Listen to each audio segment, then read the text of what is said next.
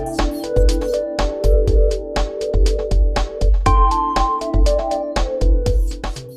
guys, it's Lisa from twocreatorwebsite.com, and today I'm going to start something new. If you remember my Ask Lisa series that I did about 1.5 years ago that I just dropped, where I basically answer questions that I get over email or YouTube or my Facebook page or whatever. Well, I'm going to continue it, and this time I'm changing the name a little bit. I'm calling it Letters to Lisa because I like the alliteration. So I'll be taking emails and Facebook posts or whatever and make videos and answer those questions via video.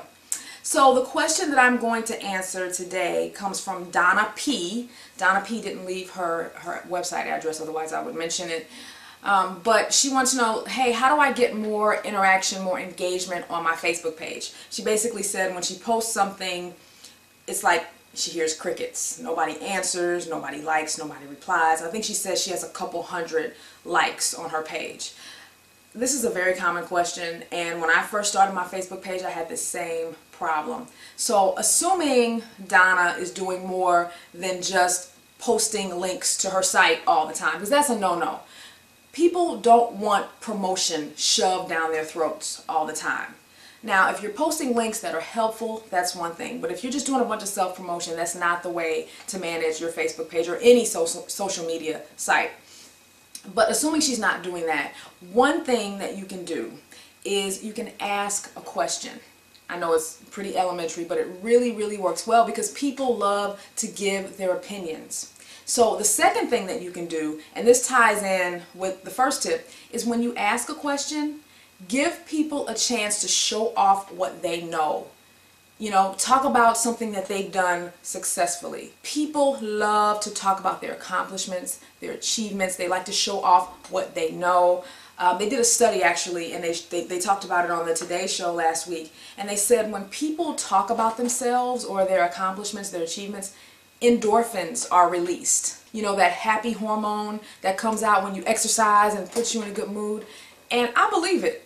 Come on, you guys know you've been at that party or that social event where you got stuck with that man or that woman that was talking about themselves. And have you ever noticed how some people just cannot stop talking about themselves?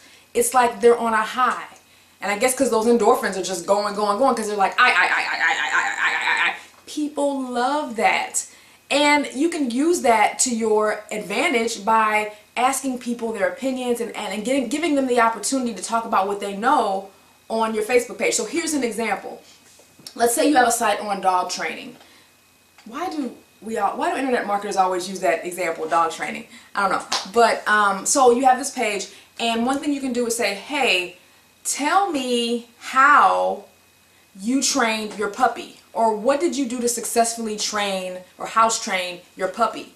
So, number one, you're asking a question. Number two, you're giving people a chance to talk about something that they've done successfully. And people will go off on tangents. Because I do this a lot, and I'll ask people, I'll say, do you remember this, or do you know blah, blah, blah? And people are like, yeah, I know that, and blah, blah, blah, blah, blah, blah, and I know this and that and that. We love talking about ourselves, right? So give people a chance to talk about what they know, and I guarantee you it will get people talking. Next tip, rant more.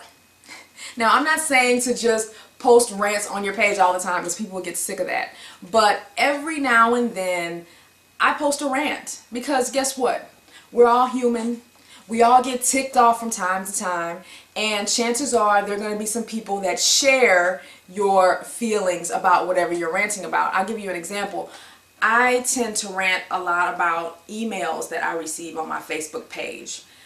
Just because I'm, doing it throughout the day, and if you guys could see the emails that I receive, I might have to do a Letters to Lisa video just on emails I receive. You guys, it is absolutely crazy, the requests that I get. So sometimes if I'm in a mood, I'm like, seriously, I'll just kind of post the rant or whatever on my Facebook page, and people will chime in because people, a lot of times, they can relate to it. And again, it just sort of shows you're human. It actually builds interest, just like when you post a blog post on something that's controversial every now and then. It does draw in interest because it's something a little bit different from the norm. And as I said, it shows that you're human, and who knows, you'll probably meet 3 or 4 other people that have the same issue, and it creates this conversation back and forth. So it's something to try every now and then, but don't do it too often, because then people are like, gosh, all you do is complain. But it does get people's attention. The last thing is to be more personal.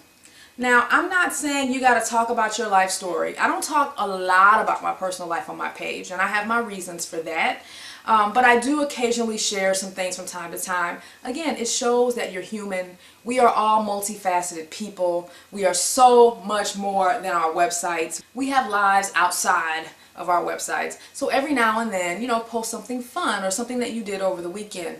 And I can tell you, my most popular Facebook post to date in terms of the number of likes is a picture that I posted of myself eating at Joe's Crab Shack in San Francisco earlier this year.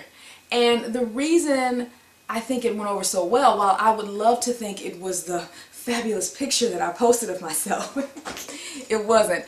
I put a little caption underneath and basically said, hey, I need to start another website to fund my crab leg addiction, because yeah, I really love crab legs.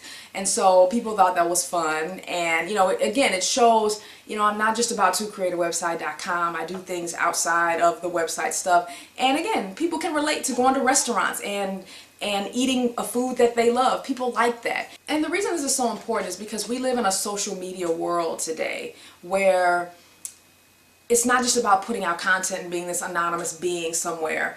People want to get to know the person behind the site, you know, and so when you post things that are just related, you know, to your personal life or a movie that you saw, it helps people relate to you more. It makes you more likable.